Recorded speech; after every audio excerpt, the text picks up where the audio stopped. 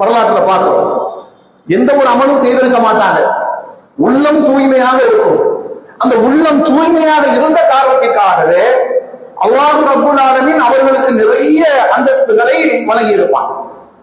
நிறைய அமல்களை செய்யக்கூடிய கூட்டத்தார் இருப்பாங்க.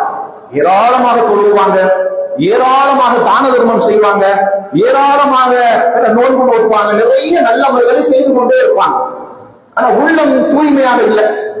விளம்பரத்துக்காக செய்யறாங்க, மக்கள் பார்க்க வேண்டும் என்பதற்காக, புகழ வேண்டும் என்பதற்காக செய்யறாங்கன்னா இவர்கள் ஷஹீதே ஆனாலும் சரி, அல்லாஹ்வுடைய பாதையில போய் உயிரை விட்டுறார். போர்க்களத்துக்கு போய் எதிரிகளோடு சண்டையிட்டு உயிரையே விட்டுவிட்டாலும், இவர் அவ்வளவு பெரிய தியாகம் செய்தாலும் உள்ளம் தூய்மையாக இல்லாத காரணத்தினால், இஹ்லாஸ் இல்லாத காரணத்தினால் நரகத்துக்கு செல்லக்கூடிய முதல் மனிதராக அவர் ஆகிவிடுகிறார். தர்மம் செஞ்சாலும் அதுதான், குர்ஆனை கற்று பிறருக்கு கற்றுக் கொடுக்கக்கூடிய அறிஞராக இருந்தாலும் அதுதான். அப்ப இரண்டு விதமாக அல்லாஹ் பிரிக்கிறார். ஒன்று, உள்ளம் தூய்மையாக இருந்து அவர் எந்த அமலையும் செய்யாவிட்டாலும் அவருக்குரிய நன்மையை அல்லாஹ் வேறு ஒரு வடிவத்தில் கொடுத்து கொண்டே இருக்கிறார். உள்ளம் தூய்மையாக இல்லாமல் ஏராளமான அமல்களை அவர் செய்தாலும் எல்லாவற்றையும் அல்லாஹ் நாசமாக்கி விடுகிறார். மறுமை நாளுடைய அந்த நிகழ்வுகளை குறித்து அல்லாஹ் ஒரு பக்கம் குர்ஆனில் சொல்லி காட்டுகிறார், இன்னொரு புறம் நபிகள் நாயகம் ஸல்லல்லாஹு அலைஹி வஸல்லம் அவர்கள் சொல்லி காட்டுறாங்க.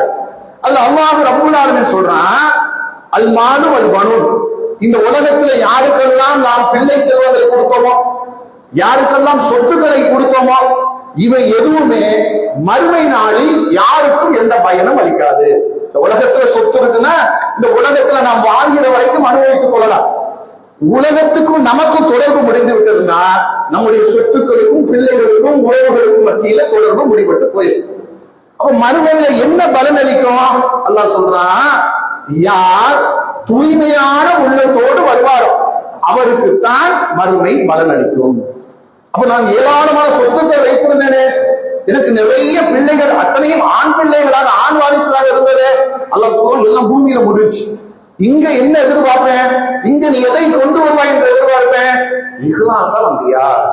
தூய்மையான உள்ளத்தோடு அமல்களை கொண்டு வந்திருக்கிறாயா? நிறைய அமல்கள் கொண்டு வருவதும் தப்பிக்க முடியாது.